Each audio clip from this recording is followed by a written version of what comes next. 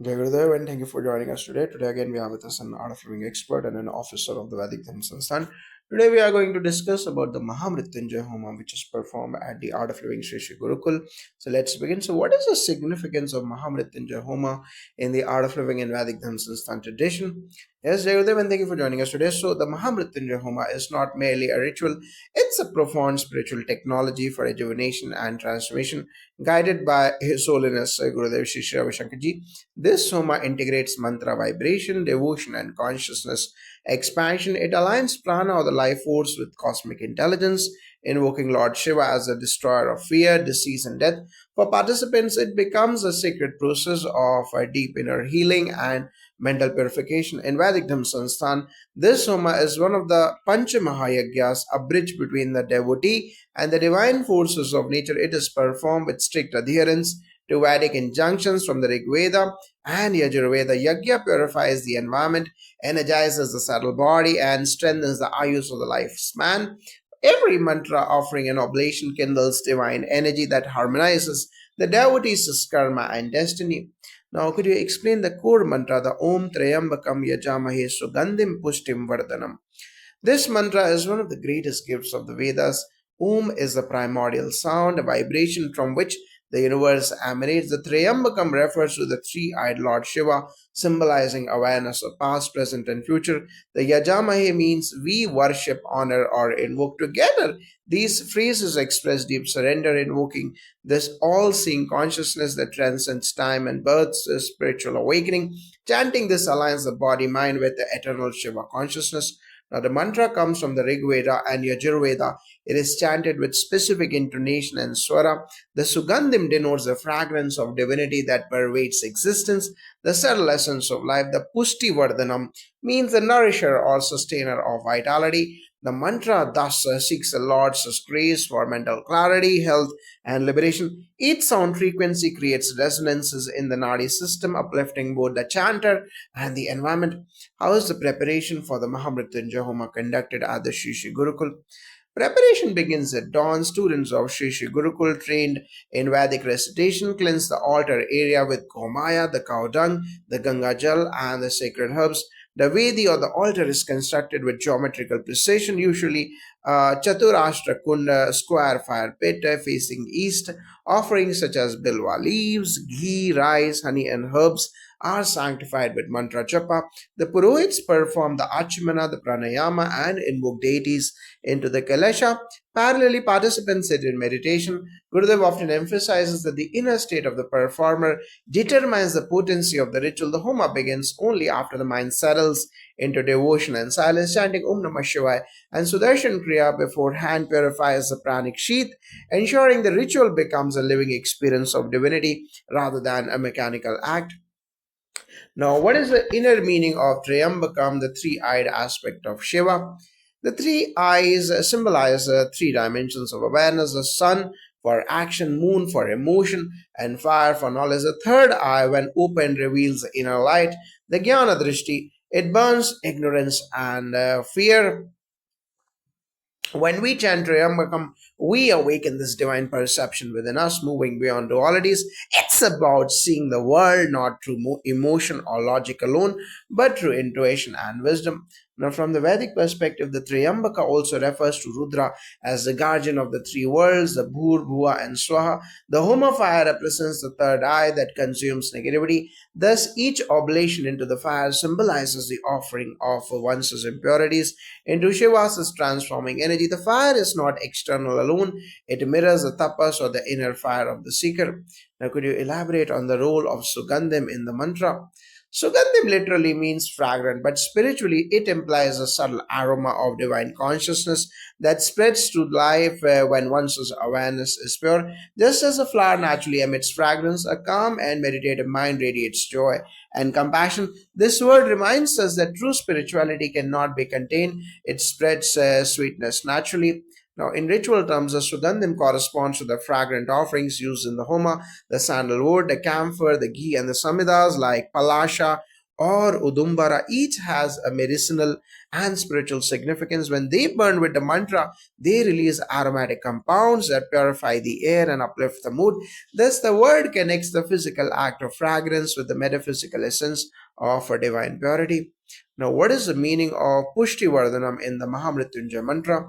The Pushti means nourishment and Vardhanam means to increase or expand. When we chant this part of the mantra, we invoke Lord Shiva as a cosmic nourisher who strengthens the body, mind, and soul. It is not merely about physical health but also emotional balance and spiritual resilience. Gurudev often explains that the vitality or ojas in our system expands through devotion and breath. This word is a call for inner abundance where energy flows without obstruction, creativity blooms, and contentment deepens. In the Vedic interpretation, the Pushti Vardhanam is the deity who bestows longevity or Ayur, the strength or the Bala and brilliance of the Tejas.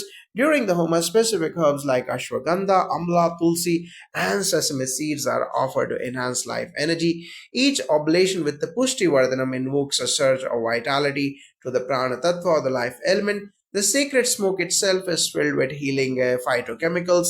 Thus, both physiologically and spiritually, this portion of the mantra reinforces the nourishing principle of the cosmos. Now, what is meant by Urvarukameva Bandhanam in the mantra? Yes, Jagadev, this phrase means as the cucumber is released from its bondage stem, so may I be released from death and attachment. The cucumber falls effortlessly when it ripens. It doesn't struggle. Similarly, liberation or moksha is not through effort, but maturity of consciousness. Gurudev often says, life is not about fighting with death, but ripening with awareness, so that release becomes natural and joyful. In ritual symbolism, the Urvaruka refers to the cucumber fruit used in the Homa as an offering. It represents the human body attached to the stalk of karma and desires through Agni or the fire and mantra.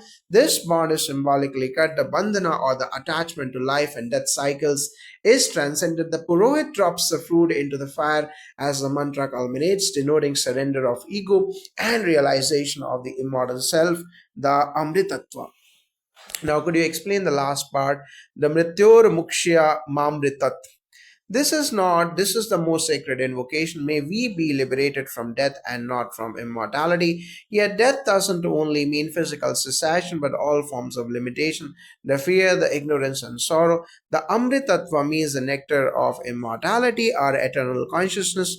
Gurudev teaches that through meditation and self-knowledge, one realizes this deathless dimension within. The mantra thus shifts the focus from fear of death to the celebration of eternal life. During the Homa, this part marks the climax. The Purohits offer ghee ahutis in a rapid rhythm as the mantra reverberates. Each swaha burns away a layer of mortal bondage, the papa, avidya, karma, vasanas. The sound, vibration, synchronized breathing, and fire geometry together create a resonant field. In that space, the devotee's consciousness rises beyond duality, merging with Amrita Tattva, the undying essence of Shiva. Now, how does the Maha Mrityunjaya Homa differ from other homas performed at the Art of Living Ashram?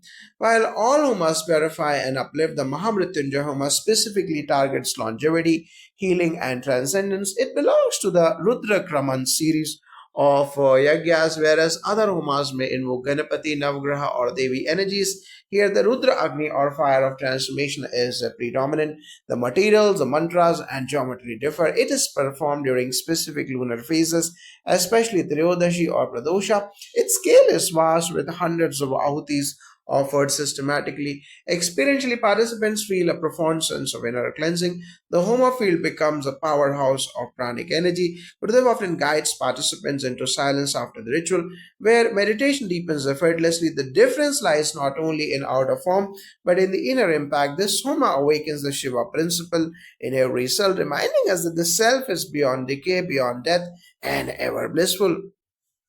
Now, what are the preparatory disciplines followed by students before performing the homam? Every Ritvik and Brahmachari undergoes the upavas, the fasting, the snana or the ritual bath, and Sandhya Vandanam before entering the Yagyashala. They maintain the mana or the silence and chant Rudram and Chamakam to attune their vibration. Each action from tying the Kushabandha to arranging the Samidas is done with mindfulness. They wear traditional dhoti and Angvastram symbolizing purity. The fire is kindled using Aranyani mantras invoking Agni directly from sacred sticks. not modern means. On the spiritual side, they are trained in meditation, pranayama, and sudarshan kriya to stabilize the mind. Gurudev always emphasizes the power of the mantra is amplified when the heart is pure and the breath is rhythmic. The students approach the fire as a living deity, not a ritualistic object. Their focus, devotion, and silence make the atmosphere charged with divine energy, transforming both performer and observer. Now, what role does Agni or fire play in this entire ritual? Agni is the messenger, the duta between the devotee and the divine in the Homa. It represents consciousness that which transforms, purifies, and illuminates. Just as fire consumes and turns matter into subtle energy, so too the inner fire consumes negativity and reveals clarity. Gurudev often explains that Agni is symbolic of awareness. When awareness burns bright, ignorance disappears naturally. From the Vedic science of Yagya, Agni carries the oblations of the Havis to the celestial realms. Each flame corresponds to Agni Devata, the Rudra, and Vishwadeva. The geometry of the fire pit channels this energy upward. The fuel of the Samidas, the ghee, and herbs creates a microcosmic sun. Physically, it sterilizes the air and radiates ions that cleanse the environment. Spiritually, it becomes a doorway to the divine, the Antar Jyoti or the inner light. Now, what are the different stages of the Maha Mrityunjaya Homa? There are typically six major stages. The Purvanga Karma is the preliminary rites like Achmana, the Pranayama, and the Kalash Thapana. Then the Ganapati Puja invoking Lord Ganesha to remove obstacles. The Punya Ahavachanam, the sanctification of space and water. The Agni Pratishtha is kindling the sacred fire. With Vedic mantras, the Mahamrityunjaya Japa and Ahuti for continuous chanting with ghee, rice, and herbs offered into fire. The Purnahuti and Arati are the final offerings and prayers for peace to all beings. Each stage corresponds to an inner process, the purification, surrender, invocation, and awakening. Participants often report feeling waves of peace, lightness, and emotional release. The Homa culminates in collective chanting and meditation, where one realizes the mantra is not merely spoken, it is lived. It becomes a rhythm of the universe vibrating within. How is the energy field created during the Homa measured or understood scientifically? Many scientists who have visited the ashram have noted measurable changes, reduced particulate matter, enhanced oxygen levels, and increased negative ions. More importantly, participants' heart coherence and EEG patterns show deep alpha and theta synchronization. Gurudev often says that rituals are ancient technologies of energy modulation. The sound frequencies combined with intention affect both matter and consciousness. From the Vedic angle, the mandala geometry of the fire pit creates a scalar resonance. The mantra vibrations form standing waves that interact with the fire plasma. Herbs like gugul, the samida, and camphor release volatile compounds that not only purify but act as neurotransmitters through inhalation. Thus, the ritual is both a spiritual and environmental rejuvenation process, uniting ancient knowledge with the modern science. Now, what is the significance of invoking Lord Ganesha before starting the Mahamrityunjaya Homam? Every Vedic ritual begins with the Ganapati Puja. Lord Ganesha is Vigneshwara, the remover of obstacles and Lord of beginnings. Before invoking the fierce Rudra energy, the mind must be made serene through Ganapati Atharvashesha and offerings of Durva grass, modakas, and red flowers. We align the subtle body with stability and clarity. The syllables Gam and Ganesha harmonize the Muladhara chakra, the foundation of energy flow. Without this anchoring, the higher energies invoked in the Homa could be too intense. Now, in the art of living tradition, Gurudev often says Ganesha symbolizes wisdom and centeredness, just as the elephant walks steadily and clears paths in the forest. Invoking Ganesha ensures smooth progress of spiritual and worldly endeavors. Participants meditate upon their intentions, releasing restlessness, anxiety, and confusion. When the base of consciousness becomes strong and rounded, the fire of Shiva can burn bright without resistance. How does one mentally and spiritually prepare to attend or participate in the Mahamrityunjaya Homam? Preparation is inward. Gurudev encourages participants to take a few minutes of silence, practice pranayama, and observe gratitude. One should come with shraddha or faith and bhakti or devotion, not mere curiosity. As we surrender worries to the fire, a sense of release happens. The mantra begins to cleanse subtle impressions even before the fire oblation. By cultivating love and gratitude, the participant becomes receptive to divine healing energies. From a traditional standpoint, purity of mind and body are essential.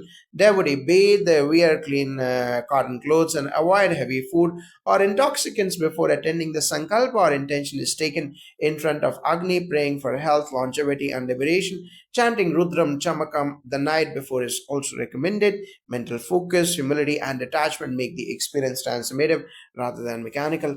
Now, what's the role of sankalpa or intention in this homam?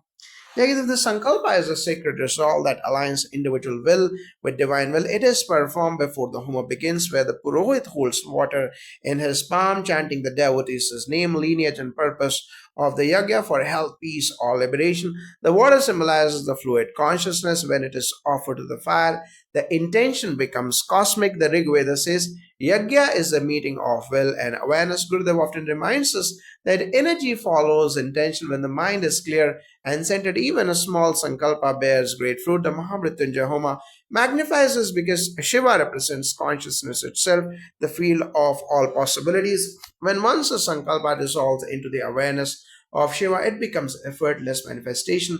The key is surrender, the understanding that we are instruments, not doers. Now, could you describe the geometry and structure of the Homa Kunda or the fire altar? The Homa Kunda is usually a square pit about 2 feet deep, lined with bricks and smeared with cow dung and clay for insulation and sanctity. The square represents stability and earth element. At its center lies a smaller depression where fire is kindled. Around it, eight directional deities are invoked. The altar's geometry is based on the Vastu Purusha Mandala, ensuring harmonious energy flow. The Agni is kindled facing east, inviting divine light and auspiciousness. Geometry in Vedic rituals is not aesthetic but energetic. The precise measurements channel cosmic prana. Gurudev often compares it to an antenna that tunes to higher frequencies of consciousness. When hundreds chant in resonance around that geometry, a coherent field of vibration forms. The fire, when viewed with awareness, reflects our own consciousness, stable at the center, dynamic around the edges, always consuming yet illuminating. Now, how do the chants of Rudram and Chamakam connect to the Mahamrityunjaya mantra?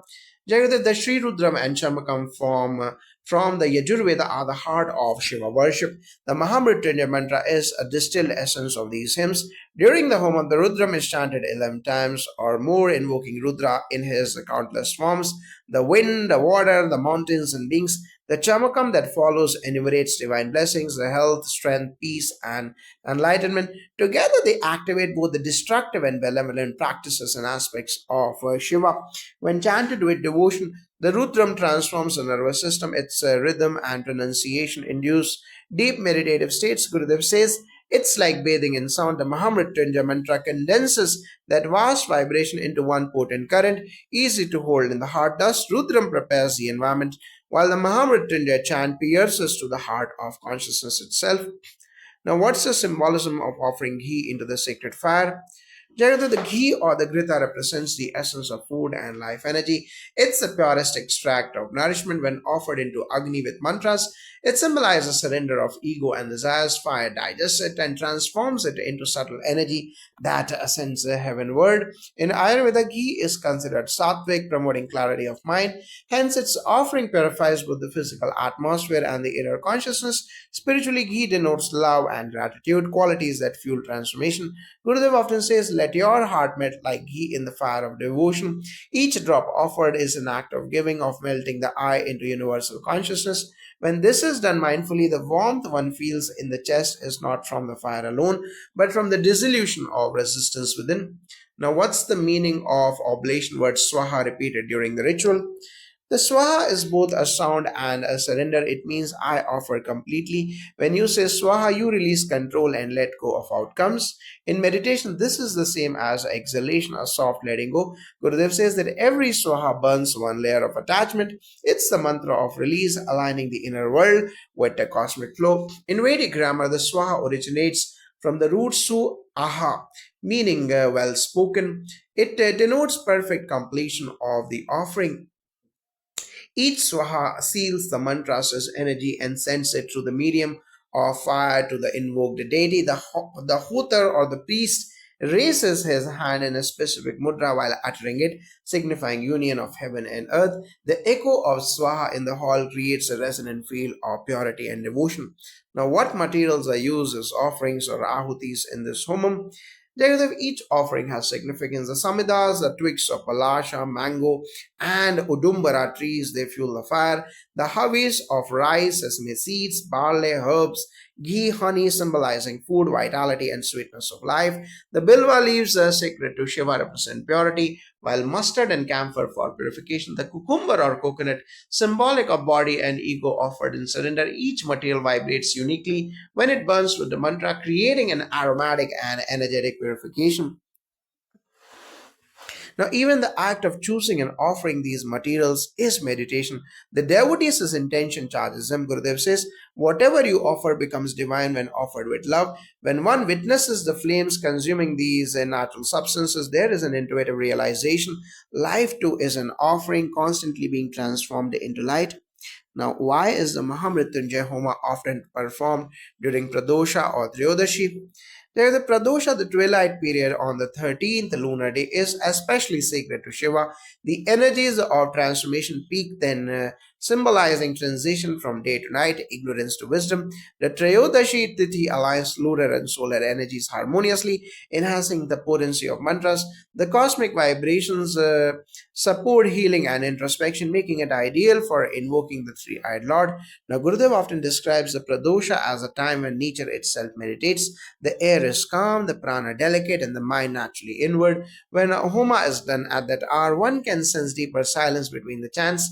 It's like the whole environment supports transcendence. The sacred timing merges outer ritual with inner stillness.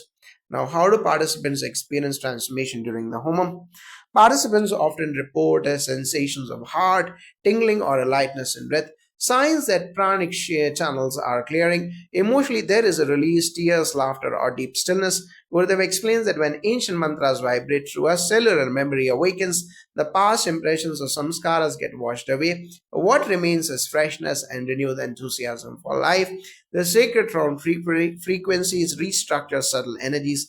The Sukshma Sharira to repeated mantra resonance and exposure to Agni, dormant energies rise up, the Sushumna Nadi. This not only enhances immunity and health but also deepens one's spiritual intuition. Observing silence after the Homa is vital. It allows this energy to stabilize and integrate into daily life. Now, what is the importance of silence or mauna after the Homam? After Purnahuti or the final offering, all chanting stops and complete silence is observed. This marks the absorption of invoked energies in silence. The vibrations settle into the subtle body just as food must digest. So must mantra energy integrate. This silence is called Shiva Avastha, the state of pure being. The ritual ends outwardly, but inwardly it continues as awareness. Gurudev emphasizes that silence is the true completion of any ritual. The fire burns outwardly for a while, but inwardly another fire begins, the fire of meditation. When we sit quietly after chanting, the mantra echoes in the heart. That silence is Shiva, vast, eternal, and untouched. It is in that space that the true healing of the Maha Mrityunjaya Homa unfolds. Now, how does this Homa influence the environment and atmosphere of the ashram? During the Homa, one can literally feel the air change. Birds quieten, the breeze softens, and even those unaware of the ritual feel peace. The frequency of chanting and the fire's radiation generate harmony. In nature, Gurudev has often said, a yajna purifies not just the performer but the entire atmosphere. The collective consciousness lifts, reducing aggression and stress in the surroundings. Scientifically, yajnas increase negative ions, purify air, and eliminate bacteria. Vedic texts refer to this as the Bhuta Shuddhi, purification of elements on several levels. The vibrations realign the environment's pranic balance. It's why ancient civilizations performed yajnas to invite rain, fertility, and prosperity. The Mahamrityunjaya Homa, in particular, infuses peace and vitality into the land itself, sanctifying every being around. Now, could you explain the significance of the word Sugandhim in the Mahamrityunjaya mantra? The Sugandhim literally means the one who spreads fragrance, but in Vedic context, it refers to the divine consciousness that pervades all beings and situations with the purity, harmony, and pleasantness. Just as fragrance cannot be hidden, it naturally spreads, so too a realized being radiates positivity effortlessly. When we chant Sugandhim, we invoke this inner blossoming where the fragrance of virtues such as compassion, patience, and joy become spontaneous. His Holiness Gurudev Shri Shri Ravi Shankar Ji often says, a fragrant life is one that uplifts others simply by presence. This mantra awakens that state. Now, how is the Pushti Vardhanam interpreted in the Homa's context? Yes, Jagat, Pushti means nourishment of strength, both physical and spiritual, and Vardhanam means one who increases it. Hence, Pushti Vardhanam refers to Lord Shiva as a sustainer of vitality, longevity, and inner resilience in the Homa. Offerings such as ghee, honey, and grains symbolize nourishment of the five elements the earth, water, fire, air, and space. As the fire consumes these offerings, the vibrations of the mantra strengthen the participants' pranic body. This enhances healing, immunity, and emotional steadiness, aligning perfectly with Gurudev's teaching that the real strength is not muscle but mind anchored in silence. Now, what's the symbolic meaning of Urvaru Kameva Bandhanam in the mantra? Together, the phrase compares human bondage to the ripening of cucumber, the urvaruka that effortlessly detaches from its stem when mature. Similarly, liberation comes naturally when the mind ripens to knowledge and devotion. The bondage here represents attachments, the ego, the fear, the desires, and identification of the body. During the Homa, as the flames consume the oblations, the devotee visualizes these limitations being released. Gurudev beautifully puts it, freedom is not to run away from life but to live without clinging. Thus, Urvaru Kameva Bandhanam teaches effortless detachment born of inner maturity. Now, what does the Mrityor Mukshya Mamritat mean in full spiritual essence? It's the soul's earnest prayer, liberate me from death, but not from immortality. The Mrityor means death, not just physical death, but all forms of decay, fear, and ignorance. The Mukshya means free or release, while Mamritat means not from immortality. The seeker prays for release from the cycle of suffering while remaining rooted in the nectar of divine consciousness. In Vedic understanding, the immortality doesn't mean endless biological life. It means awareness of the eternal self. The Maha Mrityunjaya Homa thus becomes a process of awakening to this Amritattva, the indestructible nature of being. Now, how is the Sankalpa or the intention taken before beginning the Homam? Before igniting the sacred fire, the officiating priest or student takes a Sankalpa, a solemn intention, holding a few drops of water in the right palm. The participant mentally declares their purpose. It could be for health, longevity, peace, or universal welfare. In Sri Sri Gurukul, this is done in the presence of the sacred cow dung cakes and camphor symbolizing purity. The Sankalpa connects individual will or the Iksha Shakti with divine will or the Deva Shakti. As Gurudev says, when intention and surrender meet, the miracles happen. The entire Homa then unfolds as a sacred dialogue between human aspiration and cosmic grace. Now, what are the initial invocations before the main chanting begins? The ceremony starts with the Ganesha Vandana to remove obstacles, followed by Guru Vandana to honor the lineage of teachers from the Adi Guru Shiva to His Holiness Gurudev Shri Shri Ravi Shankar Ji. The chanting of Om Shanti Shanti invokes peace in the three realms of physical, mental, and spiritual. Then Kalasha Puja, worship of the pot, symbolizing life and fertility, and Agni Pratishtha, establishing the sacred fire, are performed. Only after these purifications does the Maha Mrityunjaya Japa begin. Each step ensures the participant's mind is attuned, body purified, and environment sanctified for deep spiritual connection. Now, can you describe how the fire is invoked and maintained during the Homam? The sacred fire, the Agni, is invoked by chanting the Om Agnaye Namaha while lighting camphor or dried grass using the Homa sticks. Agni is considered the divine messenger who carries offerings to the higher realms.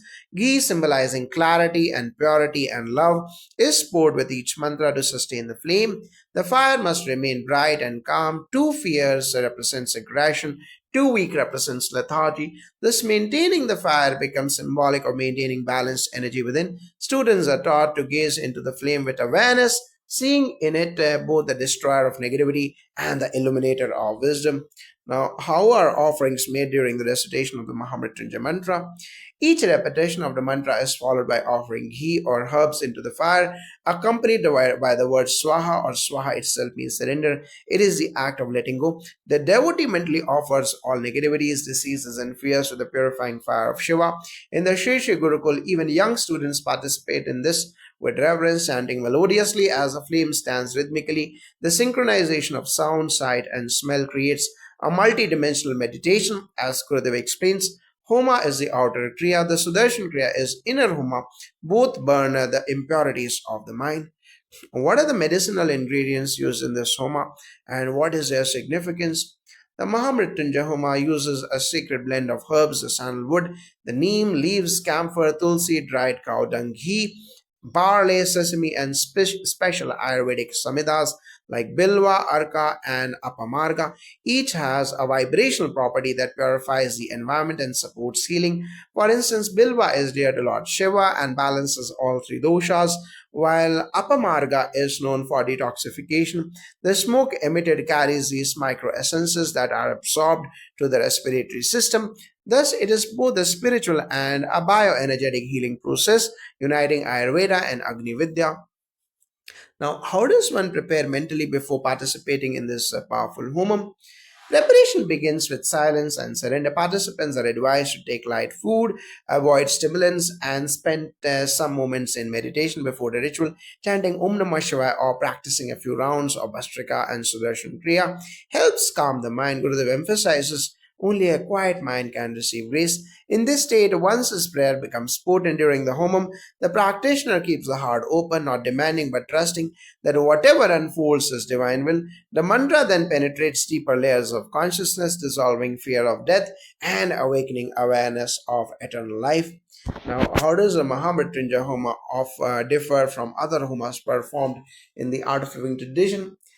Each Homa in the Vedic tradition has a specific purpose and energy signature. For instance, the Navgraha Homa aligns planetary energies, while the Ganapati Homa removes obstacles. The Mahamrityunjaya Homa is unique because it invokes Lord Rudra, the healing and rejuvenating aspect of Shiva. It doesn't merely aim to prolong physical life but transform one's entire vibration, leading to inner immortality. The fire here symbolizes both Agni and Rudra Tejas, the purifying light of consciousness. The recitation of the Mahamrityunjaya mantra during the offerings invokes Amrita Tattva, the nectar of eternal awareness. This makes it one of the most sacred and potent homas performed under Gurudev's guidance. Now, could you explain the connection between the Mahamrityunjaya Homa and the Rig Veda?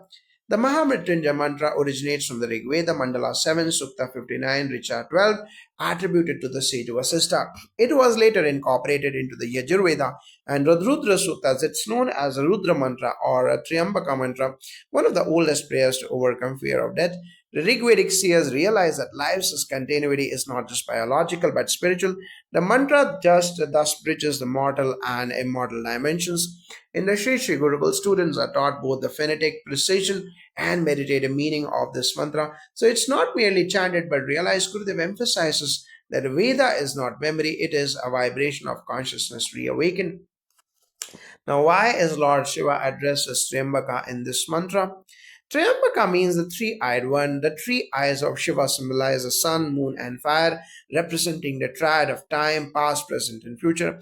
The third eye stands for wisdom that sees beyond duality. When we invoke the Triambaka, we awaken our own inner vision beyond birth and death. During the Homa, the flames represents this third eye, burning away ignorance. Gurudev beautifully interprets it.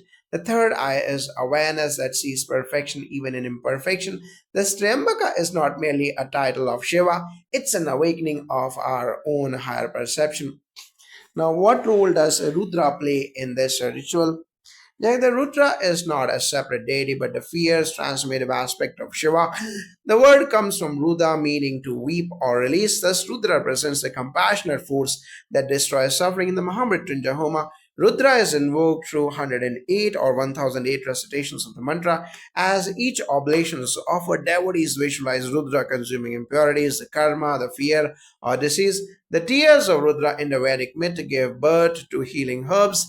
Hence, the Homa unites the energies of Agni, Rudra, and Soma, the fire, transformation, and nectar.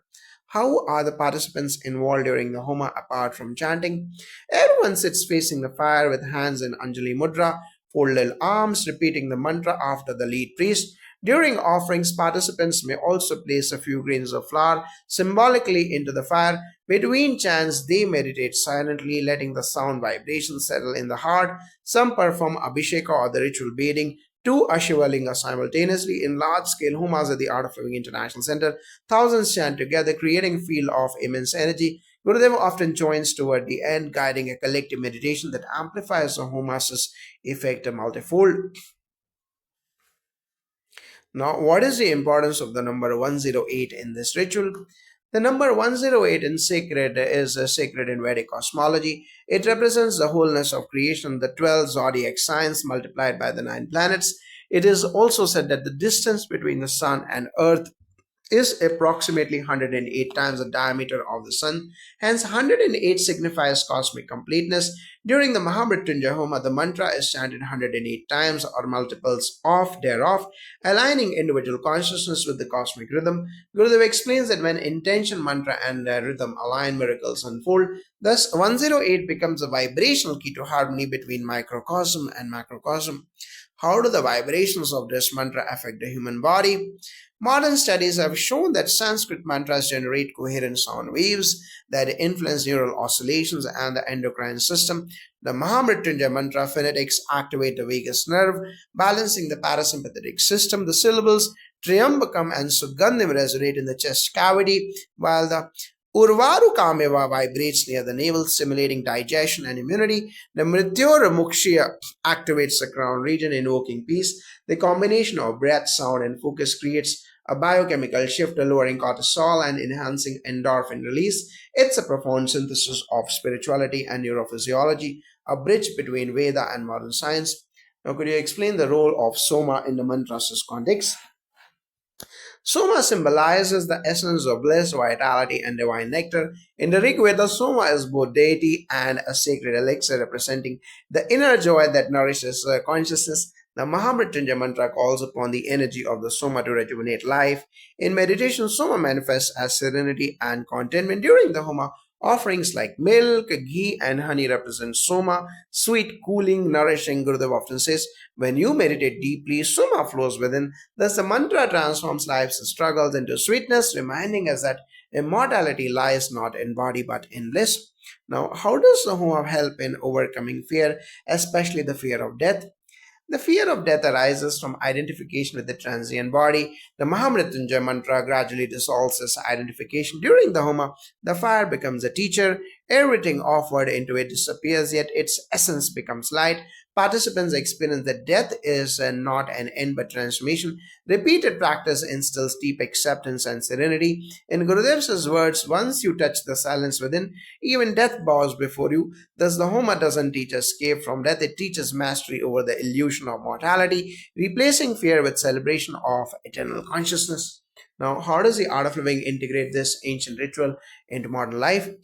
Gurudev has revived Vedic rituals not as superstition but as experiential sciences. In the Shri Gurukul, students are trained to understand the symbolic and energetic logic behind each act. The Mahamrityunjaya Homa is now conducted globally for healing, environmental purification, and peace. People from all cultures participate, chanting with faith rather than religion. The mantras as vibrations transcend language and belief. Gurudev says, the ancient becomes timeless when its essence is understood.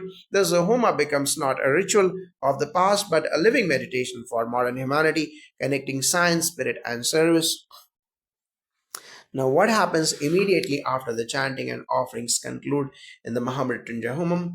After the final offering, the Purna Ahuti is performed, a grand oblation of ghee, dry fruits, and herbs symbolizing total surrender. Then Arati is offered to Agni, and the participants are blessed with Tirtha or the sanctified water and Prasadam. The remaining ashes of the Homa or the Bhasma are considered sacred. They are sometimes applied on the forehead or sprinkled around homes and gardens for purification. This moment marks not just the end of the ritual but the beginning of inner silence. As Gurudev Shri Shri Ravi Shankarji says, the real Homa happens when every thought burns in awareness and only peace remains. Now, how is the Bhasma from the Homa regarded in Vedic tradition? The bhasma, the sacred ash, is symbolic of impermanence and purification. When applied on the forehead, it reminds us that all physical forms return to dust and only consciousness is eternal. It's not a mark of renunciation but remembrance of truth. In the Maha Mrityunjaya Homam, the ash carries potent pranic vibrations. Applying it after meditation keeps the mind light and ego free. Gurudev often explains that bhasma is not death, it is freedom from the illusion of permanence. Thus, it's an affirmation that when the false burns, the truth shines. Now, how is the Shanti part integrated into the conclusion of the Homam? After the main rituals, the Shanti path is chanted Om Diyu Shanti, Antariksham Shanti, Prithvi Shanti, invoking peace in heaven, atmosphere in earth. It's a vibrational closure that restores harmony across all layers of existence. In the art of living tradition, participants then sit in deep meditation. The environment becomes charged with serenity like after a thunderstorm. When the air feels pure and still, the Shanti part ensures that the powerful energies awakened by the mantra dissolve smoothly into universal peace. It's Gurudev's way of balancing power with peace. Now, what is the connection between the Maha Mrityunjaya Homa and Ayurveda? Ayurveda and Vedic rituals are deeply interlinked. Both recognize that imbalance in the five elements leads to disease. The Maha Mrityunjaya Homa uses medicinal herbs that cleanse the atmosphere, while the mantras' vibrations heal the subtle body. The fire activates the Agni Tattva responsible for metabolism and transformation. In ancient times, the rishis performed this Homa alongside Ayurvedic treatments to enhance healing. His Holiness Gurudev Shri Shri Ravi Shankar Jesus Shri Shri Tattva Panchakarma continues this synergy today, integrating mantra vibrations with Ayurvedic therapies for holistic rejuvenation. This body, breath, and spirit heal together. Now, how is the mantra practiced individually outside the homam? Many devotees chant the Mahamrityunjaya mantra daily, traditionally 108 times in the early morning or evening. It's especially recommended during illness or emotional turbulence. Even silent repetition or the Manasik Japa generates peace and stability. Gurudev advises chant with love, not fear. You are invoking life, not avoiding death. When chanted with awareness or breath, the mantra harmonizes the heartbeat and nervous system. Over time, it becomes an inner current flowing naturally, even in sleep, protecting, guiding, and uplifting the practitioner. Now, how does the Art of Living Gurukul train young students to perform this sacred ritual? In the Sri Sri Gurukulam, students begin with Sandhya Vandanam, Veda chanting, and Agni Karyam. They are taught the science behind every mantra, its pronunciation, rhythm, and intention. Under the guidance of senior acharyas from the Vedic Dhammas and San, they learn to conduct homas not mechanically but meditatively. Even the youngest students understand that Agni is not just fire but awareness itself. Gurudev personally blesses these ceremonies, encouraging the children to combine knowledge with compassion. Thus, they grow as carriers of timeless wisdom into modern society. Now, could you elaborate on the phrases Mamritat, why the seeker asks not to be freed from immortality? It's a profound paradox. Ma Amritat literally means not from immortality. The seeker prays, release me from death, but not from the nectar of eternal life. It's a declaration that the soul is already immortal, only ignorance needs to be dissolved. This is the pinnacle of Vedic thought, affirmation of Amritatva, the unbroken continuum of consciousness. During the Homam, this awareness expands. The flames represent birth and dissolution, yet what observes remains unchanged. In that recognition, fear vanishes and one experiences the Shiva Tattva, the deathless self. Now, how does the Homa's fire symbolize transformation in daily life? Fire consumes but also purifies. It transforms the gross into the subtle. Likewise, challenges in life are opportunities to burn impurities and reveal strength. In the Homa, as ghee melts into flame, we are reminded to surrender our rigidities. Gurudev often says, let life's aspire refine or define you. Watching the flames during the Homa becomes a meditation, each spark whispering impermanence, each flicker echoing renewal. The ritual thus trains the mind to accept change joyfully, making transformation an art, not a trauma. Now, how does the Mahamrityunjaya Homa relate to the five elements of Pancha Mahabhutas? The ritual perfectly balances all five elements, the Agni or the fire to the Homa flame, the Vayu or the air to the spreading of smoke and breath and chanting, the Paha or water through offerings of milk and ghee, Prithvi or the earth through the Samidas or the wooden sticks, the Akasha or the ether to the sound of the mantra itself. When these five are harmonized, health and peace naturally prevail. Gurudev often calls the Homa a living ecology of consciousness where the environment and inner self vibrate in unison. Now, how is the silence after the Homa significant? After the chanting ceases, there is a profound stillness. This is the most sacred moment when the vibrations of the mantra sink into the collective consciousness. Gurudev instructs participants to simply sit in meditation, eyes closed, no thoughts. That silence is where grace operates. It's the space where prayer transforms into realization. In that stillness, one feels both empty and full, emptied of ego, filled with light. The silence after a Maha Mrityunjaya Homa often carries the fragrance of eternity. It's beyond words, beyond ritual, and pure awareness. Now, how does the Homa connect to Sudarshan Kriya and meditation practices taught by Gurudev? Both the Homa and Sudarshan Kriya are forms of purification, external and internal. In the Homa, we offer material elements. In Kriya, we offer breath and thoughts. The rhythmic breathing of Sudarshan Kriya awakens the same life force that the mantra invokes. Gurudev calls it the inner fire. Many who attend the Homa experience spontaneous meditative states similar to Kriya's stillness. Thus, both lead to the same destination, freedom from fear and awakening to immortality. Now, is there a scientific basis for the environmental benefits of this Homa? Yes, research by environmental scientists shows that Agnihotra and Vedic Homas reduce bacterial counts in air and neutralize harmful pollutants. The herbs used in Maha Mrityunjaya Homa release natural fumigants like formaldehyde and phenols, purifying the atmosphere. Rhythmic chanting generates sound waves that influence air ionization and enhance oxygen flow. Studies conducted at the Sri Sri University have documented measurable drops in air toxicity during large scale homas. Thus, the ritual is both a spiritual and ecological yajna, offering back to nature what we receive daily. Now, how does one experience the mantra internally during the ritual? Initially, one feels the vibration in the throat and chest. Gradually, it expands throughout the body, becoming a field of soundless awareness. The boundaries between self and mantra blur. One feels, I am the chant, I am the fire, I am the offering. This is the experience of Aham Brahmasmi, the realization of oneness. Gurudev teaches that this is the true essence of yajna, where doer, deed, and divinity merge. Now, how is the collective chanting more powerful than individual chanting? Together, the collective chanting amplifies energy exponentially. When thousands chant together with synchronized intention, the vibration creates a coherent resonance field. This field influences not only participants but the environment for miles. Gurudev says massive Rudra Puja and Maha Mrityunjaya Homas at the Art of Living International Center have been scientifically recorded to reduce stress levels and enhance heart coherence among attendees. Collective sound creates unity consciousness, proving the Vedic truth, Sanghe Shakti Kali Yuge. In unity lies strength, especially in the age of Kali. Now, how is water used as a medium for energy transfer in the ritual? Water is considered a divine conductor of prana. During the Homa, Abhisheka is performed on the Shivalinga with water, milk, and honey while chanting the mantra. The vibrations energize the molecules of water, which, when later sprinkled or consumed as theta, transfer those subtle energies into the body. Modern studies on structured water and sematics validate this. Mantras can imprint geometric order on water. Hence, in the Homa, water becomes a vehicle of grace carrying divine resonance to all beings.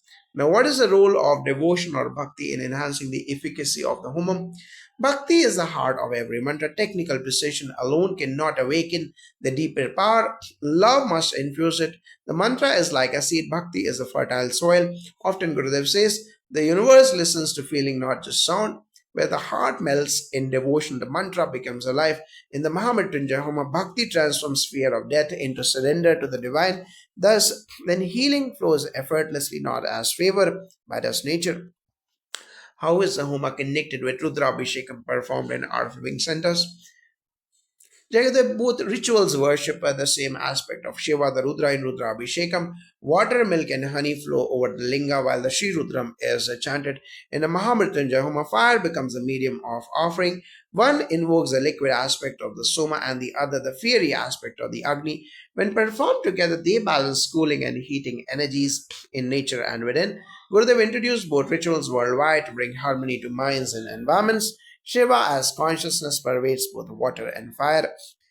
Now, how does this ritual support one's journey toward liberation or moksha? Jayadeva, the mantra directly addresses mrityu or death and transcends it. Every repetition erodes attachment to the transient. When the mind realizes that it is neither body nor thought, liberation dawns. The fire symbolizes jnana, agni, the fire of knowledge. By offering everything into it, we live in freedom even while acting in the world. Gurudev's guidance makes this ancient path accessible. Live with awareness, act with love, and let go with joy. That is the liberation in life itself. Now, what is the broader global significance of performing this Homa today? In a world of anxiety, pandemics, and unrest, the Maha Mrityunjaya Homa radiates healing vibrations beyond boundaries. It harmonizes collective consciousness, reduces negativity, and restores hope. When performed by trained Pandits of the Sri Sri Gurukul under Gurudev's guidance, its energy blesses not only individuals but the planet. It's an invocation of divine intelligence to heal humanity's sphere of loss and death. Gurudev's global vision transforms the ancient fire rituals into universal prayers of peace, health, and harmony. Finally, what is the ultimate essence and message to the Mahamrityunjaya Homa gives to humanity?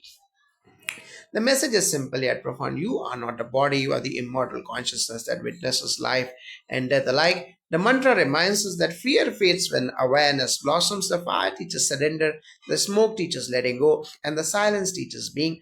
Gurudev says the victory over death is not in living forever, but in living fully now. The Mahamrityunjaya Homa is thus a sacred mirror reflecting our eternal nature, inspiring compassion and awakening the fragrance of immortality within every soul. Jai Gurudev.